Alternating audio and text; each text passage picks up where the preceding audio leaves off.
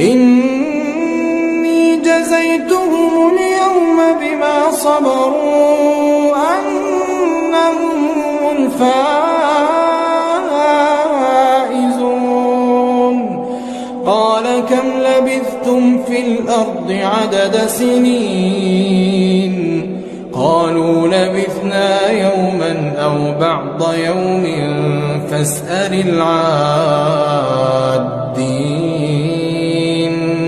قال إن لبثتم إلا قليلا لو أنكم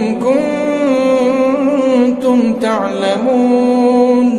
أفحسبتم أنما خلقناكم